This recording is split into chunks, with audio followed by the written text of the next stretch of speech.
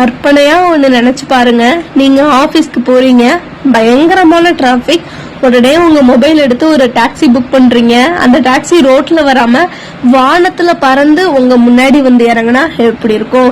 இது ஏதோ science fiction படம் இல்லைங்க. 2026 துபாயில நிஜமாவே நடந்துட்டு இருக்க ஒரு விஷயம். இன்னைக்கு நம்ம வீடியோல vertical take off and landing டாக்ஸியை பத்தி தான் பார்க்க போறோம். இது சாதாரண ஹெலிகாப்டர் கிடையாது, இது மின்சாரத்தால இயங்குற விமானங்கள். இதுல 6 முதல் 8 சுழலிகள் இருக்கும். இது செங்குத்தாக மேலே எழும்பும், அதாவது வெர்டிகல் டேக் ஆஃப். அதே போல செங்குத்தாக தரையிறங்கும். இதுக்கு ரன்வே தேவையில்லை. சாதாரண ஹெலிகாப்டரை விட 100 மடங்கு சத்தம் குறைவா இருக்கும். இதனால ஊருக்குள்ள பறக்கிறப்ப மக்களுக்கு எந்த ஒரு தொந்தரவும் இருக்காது. ஒரு மணிக்கு சுமார் 320 கிலோமீட்டர் வேகத்துல இது போகும். உதாரணமாக துபாய் ஏர்போர்ட்ல இருந்து பாம் ஜுமேரா அப்படின்ற பகுதிக்கு கார்ல போறதுக்கு 45 நிமிஷம் ஆகும். ஆனா இந்த ஏர் டாக்ஸில வெறும் 10 நிமிஷத்துல போயிடலாம். ஒரு டாக்ஸில ஒரு பைலட், அதாவது ஒரு டிரைவர், 4 பயணிகள் வரைக்கும் பயணம் செய்ய முடியும். வானத்துல பறக்கிறதே ஆபத்தா அப்படின்னு நமக்கு தோணும். இதுல ஒன்னுக்கும் மேற்பட்ட மோட்டார்கள் இருப்பதால் ஒரு மோட்டார் பழுதடைந்தாலும் மற்றவை பாதுகாப்பாக தரையிறங்கும். துபாயில இதுக்காகவே பிரத்யேகமாக வெர்டிபாட்ஸ் அப்படின்ற நிலையங்கள் அமைக்கப்பட்டிருக்கு. ஏர்போர்ட், டவுன், மெரினா போன்ற முக்கிய இடங்கள்ல இது இருக்கு. ஆரம்பத்துல இது கொஞ்சம் விலை அதிகமா இருந்தாலும் போக போக சாதாரண ஊபர் டாக்ஸி விலைக்கு கொண்டு வர துபாய் அரசு திட்டமிட்டிருக்கு. இது 100% மின்சாரத்துல இயங்குறதுனால புகையே வராது. Green technology. சரி, இது இந்தியாவுக்கு வருமா?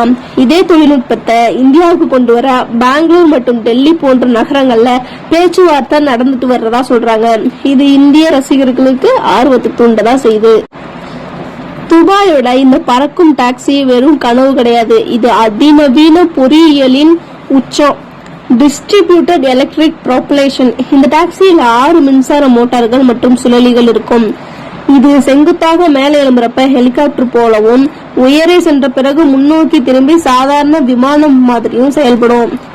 Lithium ion technology. மின்சார கார்கள்ல, டெஸ்லா மாதிரியான கார்கள்ல பயன்படுத்துற அதே லித்தியம் அயன் பேட்டரிகளோட மேம்படுத்தப்பட்ட வடிவம் தான் இதுல இருக்கு. ஒரு முறை சார்ஜ் போட்டா சுமார் 160 கிலோமீட்டர் வரைக்கும் பறக்கும்.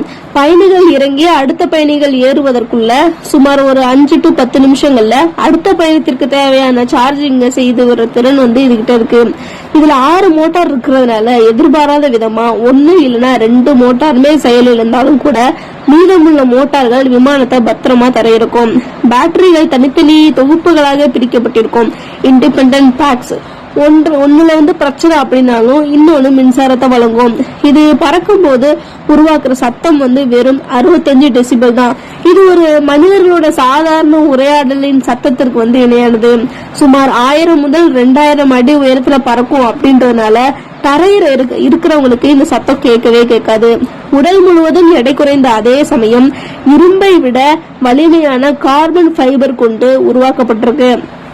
எடை குறைவா இருக்கிறதுனால பேட்டரி பயன்பாடு குறையும், வேகமும் அதிகரிக்கும்.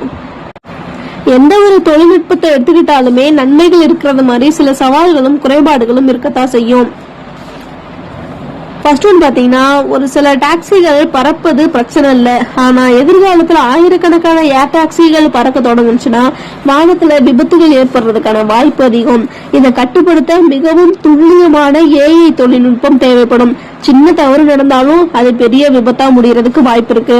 காலநிலை பாதிப்பு இதை அஃபெக்ட் பண்றதுக்கு வாய்ப்பு இருக்கு. சாதாரண விமானங்கள் மேகங்களுக்கு மேல பறக்கும், ஆனா ஏர் டாக்ஸிகள் குறைவான உயரத்துல பறக்குது. எனவே பலத்த காற்று, அதிக மழை, மணல் புயல் வீசும் போது இதை இயக்குவது ரொம்ப கடினம். துபாய் போன்ற இடங்கள்ல மணல் புயல் ஒரு பெரிய சவாலா தான் இருக்க போகுது. ஆரம்பத்துல இதுக்கான டிக்கெட் விலை மிக அதிகமா இருக்கும். ஒரு சாதாரண மனிதன் தினமும் பயன்படுத்துற வகையில இது இருக்காது. வசதி படைத்தவர்களுக்கான ஒரு சொகுசு பயணமாகவே இது சில காலம் நீடிக்கும்.